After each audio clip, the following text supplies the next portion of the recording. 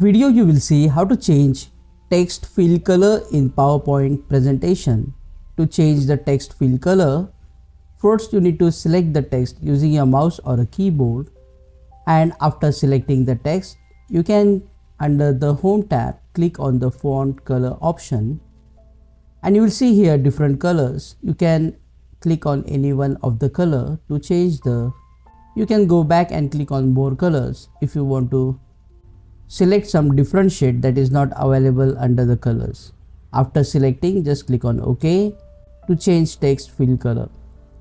There is one more option. You can also right click, go to the format text effects option, and under the text tab you can go to text fill and outline, and you can also change the color from here as well.